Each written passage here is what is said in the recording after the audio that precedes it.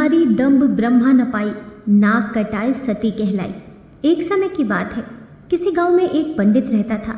वह पंडित वृंदावन की तीर्थ यात्रा के लिए जा रहा था। चलते चलते उसे रास्ते में ही शाम हो गई। शाम के समय वह एक सराय पे जाकर रुका। उसने देखा कि एक किसान अपनी पत्नी के साथ उसी रास्ते से जा रहा था। पंडित ने उस किसान से कहा, भाई, मैं एक यात्री हूँ, मुझे वृंदावन जाना है जो यहाँ से बहुत दूर है, परंतु रात्रि हो जाने के कारण अब आगे नहीं जा सकता। आज की रात आप मुझे अपने घर में आश्रय दे दो तो आपकी बड़ी मेहरबानी होगी और सुबह मैं यहाँ से चला जाऊँगा। पंडित के इस प्रकार निवेदन करने पर किसान ने सोचा, चलो कोई बात नहीं, शाम का समय है और द्वार पर आया हुआ अतिथि भगवान का ही रूप होता है और अतिथि की सेवा भगवान की सेवा कहलाती है। फिर किसान ने अपनी पत्नी से कहा, हे प्रिय, आज की रात ये पंडित जी हमारे अतिथि हैं, तुम इनको लेकर घर लौट जाओ और इनके भोजन की व्यवस्था करना, तब तक मैं बाजार से कुछ सामान लेकर अभी आता हूँ। इतना कहकर किसान वहाँ से चला गया। इधर उसकी पत्नी पंडित जी को लेकर घर लौट आई और मन ही मन बहुत खुश हुई, क्योंकि वह स्त्री व्यभिचारिणी थी। उसने सोचा कि मैं जल्दी जल्दी पंडित जी के भोजन और शैया की व्यवस्था करके अपने प्रेमी से मिलने जाऊंगी। कहते हैं, कुलटा स्त्री का अपने पति में तो अनुराग नहीं होता, इसके विपरीत पर पुरुषों में उसकी आसक्ति खूब होती है। पर पुरुषों के लिए श्रृंगार करने में उनकी खूब रुचि होती है और अपने पति के मीठे वचन भी उन्हें कड़वे लगते हैं। ऐसी स्त्रियां जिनका मन दूसरे पुरुषों में लगा रहता है, वह अपने कुल का विनाश भी देख सकती हैं, लोक निंदा भी सह सकती हैं, बंधन में भी पड़ सकती हैं और किसी के प्राण भी चले जाएं तो भी वे हंसकर स्वीकार कर लेती हैं। अपने पति के जाते ही उस व्यभिचारिणी स्त्री ने पंडित जी को झटपट भोजन कराया और सोने के लिए चारपाई लगाई और कहा, पंडित जी, मैं थोड़ी देर के लिए किसी काम से जा रही हूँ, मैं अभी लौट आऊँगी, तब तक आप घर में विश्राम कीजिए। इतना कहकर वह स्त्री अपने प्रेमी से मिलने के लिए चल पड़ी। जैसे ही वह अपने घर से निकल कर जाने लगी तो सामने से उसका पति आता हुआ दिखाई दिया। अपने पति को देखकर वह डर के मारे वापस लौट आई और जल्दी जल्दी अपने श्रृंगार को बिगाड़कर पहले की तरह बनकर घर में आकर बैठ गई। उसका पति समझ गया कि उसकी पत्नी उसे देखकर वापस अपने घर की तरफ क्यों भागी और थोड़ी देर पहले तो वो उसे साधारण वेशभूषा में छोड़कर गया था, पर इतनी जल्दी ये श्रृंगार करके आभूषण पहनकर कहाँ जा रही थी। वह उसकी कुटिल मंशा को समझ गया, क्योंकि इसकी शिकायतें वह कई लोगों के मुख से पहले भी सुन चुका था। किसान ने घर में घुसते ही क्रोध भरी नजरों से देखते हुए अपनी पत्नी से पूछा, हे दुष्टा, तू इस काली रात में और इस समय कहाँ पर जा रही थी? पत्नी ने कहा, आप कैसी बातें कर रहे हैं, मैं भला इस समय कहाँ जाऊंगी, लगता है आपको धोखा हो गया है। पति ने कहा, हे कुल कलंकिनी, तुम्हारे इस व्यवहार को मैं बहुत दिनों से देखता आ रहा हूँ और आज मैंने तुझे अपनी आंखों से जाते हुए भी देख लिया है। अब मुझे पूरा विश्वास हो गया है कि तू मेरी आंखों में धूल झोंक कर किसी पर पुरुष से मिलने जाती है। आज मैं तुझे बताऊंगा कि पर पुरुष से मिलने की सजा क्या होती है। इतना कहकर उसने अपनी पत्नी को लाठी से खूब पीटा और उसे एक खंबे से बांधकर खड़ा कर दिया। फिर उसके बाद किसान अपनी चारपाई पर जाकर सो गया। इधर किसान की पत्नी की एक सहेली थी, कसाई की पत्नी। जब उसने किसान को सोते हुए देखा तो मौका पाकर वह अपनी सहेली से मिलने आई और कहने लगी, हे सखी, तुम्हारा प्रेमी तुम्हारी प्रतीक्षा कर रहा है, तुम शीघ्र उसके पास जाओ, वह बहुत ही गुस्से में है। फिर किसान की पत्नी कहने लगी, सखी, बात तो तुम्हारी ठीक है, परंतु मैं इस समय कठिन बंधन में बंधी हुई हूँ, मैं वहाँ कैसे जा सकती हूँ? और दूसरी बात, मेरा पति पास में ही सोया हुआ है, अब तू ही बता मैं क्या करूँ?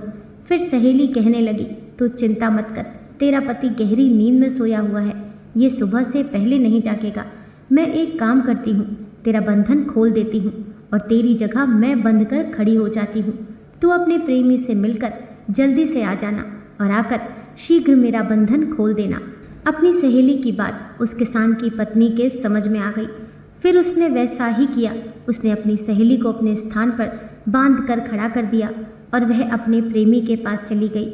इधर क्या हुआ, उसका पति नींद से जागा और कहने लगा, देख, आज के बाद से तू बाहर जाना छोड़ देगी और मुझे कठोर वचन बोलना भी छोड़ देगी तो मैं आज तेरा बंधन खोल सकता हूँ। परंतु उस बेचारे किसान को क्या मालूम था कि जिसे वह बंधन खोलने की बात कर रहा है वह उसकी पत्नी नहीं बल्कि कोई और है। आवाज़ पहचान जाने के कारण उसकी सहेली ने किसान की बात का कोई जवाब नहीं दिया। किसान ने फिर वही बात दोहराई, पर वह फिर भी कुछ नहीं बोली।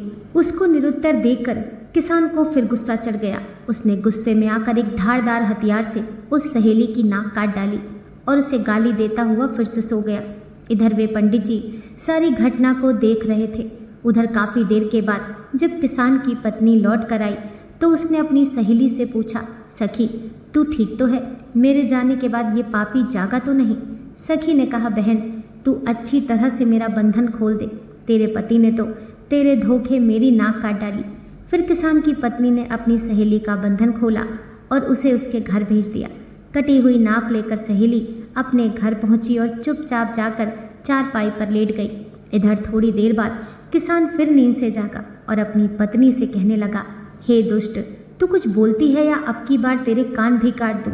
किसान की पत्नी जोर से चीखती हुई बोली, अरे मूर्ख, तुझे धिक्कार है। मुझ जैसी सती की नाक काटने वाला और मुझे बदनाम करने वाला इस दुनिया में भला कौन हो सकता है? स्वांग रचती हुई किसान की पत्नी कहने लगी, हे समस्त देवी देवताओं, यदि आप देख रहे हो और सुन रहे हो, यदि तुम्हारी नज़रों में मैं पवित्र हूँ और मैंने मन से भी दूसरे पुरुष की इच्छा नहीं की है, तो मुझ पर कृपा करो और इसी समय मेरी नाक को पहले की तरह फिर से सुंदर बना दो। यदि मेरे मन में पर पुरुष का थोड़ा भी चिंतन हो तो आप मुझे इसी समय जलाकर भस्म कर दो। इतना कहकर वह दुष्ट स्त्री अपने पति से बोली, हे मूर्ख आदमी, देख मेरे सतीत्व की शक्ति, मेरी नाक फिर से ठीक हो गई है।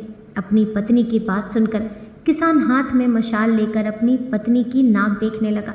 उसने देखा कि पत्नी की नाक पहले की तरह ही है। फिर किसान ने ज़मीन पर देखा तो वहाँ पर बहुत सारा रक्त पड़ा हुआ था। वह एकदम से भयभीत हो गया और डर के मारे उसने अपनी पत्नी का बंधन खोल दिया और उसे चारपाई पर बिठाकर उससे क्षमा याचना करने लगा।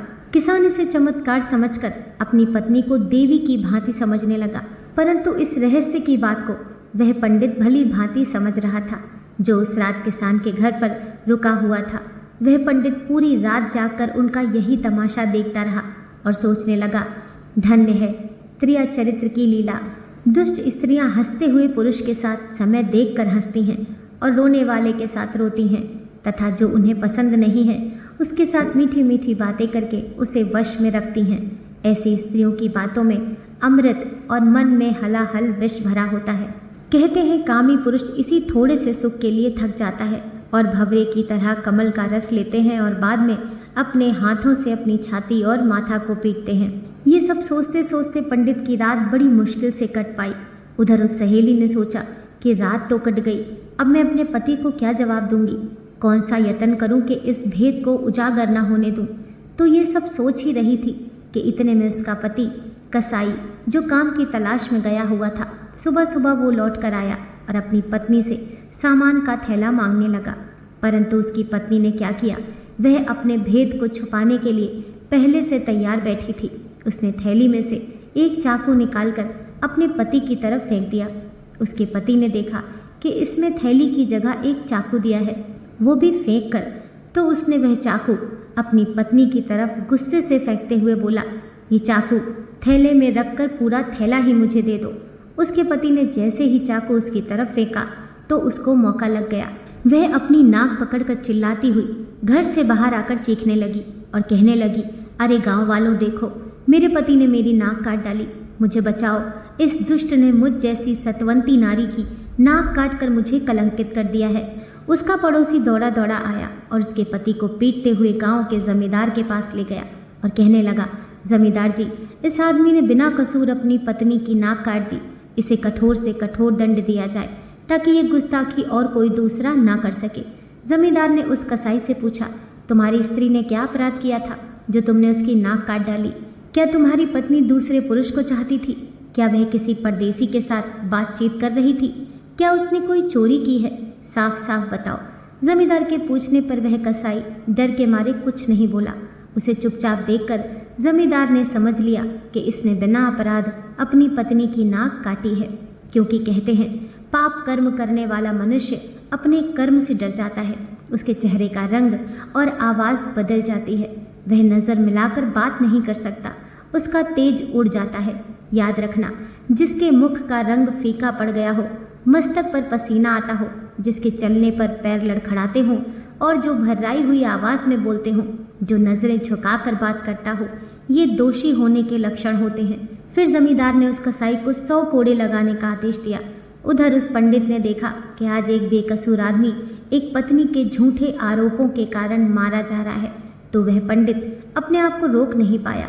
वह एकदम से भागता हुआ जमींदार के पास पहुंचा और बोला, जमींदार जी, अन्याय हो रहा है। ये कसाई बिल्कुल निर्दोष है। इसकी पत्नी ने इसे त्रिया चरित्र रचकर फंसाया है। अब तो पंडित ने किसान के घर की रात वाली सारी घटना जमींदार को सुना दी। जमींदार ने पंडित की बात सुनकर तुरंत किसान को बुलाया और नाक काटने वाली बात पूछी, तो किसान ने भी बताया कि रात में उसने अपनी स्त्री के धोखे ही शायद इस स्त्री की नाक काटी है। जमींदार ने उस कसाई को तो छोड़ दिया और किसान और कसाई की पत्नी के नाक और कान काटने का आदेश जारी कर दिया। उन दोनों उल्टा स्त्रियों के नाक और कान काट कर उन्हें छोड़ दिया गया। फिर पंडित जी भी अपने घर को वापस लौट गए और सोचने लगे कि किसी निर्दोष की जान बचा देना भी किसी तीर्थ से कम नहीं होता है। जैसी करनी वैसी भरनी। दुष्ट स्त्रियों के चरित्र को देवता भी नहीं समझ पाए। नारी दंभ ब्रह्म न पाई, नाक कटाई सती कहलाई। दोस्तों, आशा करती हूँ आज की कथा आपको ज़रूर पसंद आई होगी। वीडियो पसंद आई हो तो लाइक कीजिए, चैनल को सब्सक्राइब कीजिए। मिलते हैं नेक्स्ट वीडियो के साथ।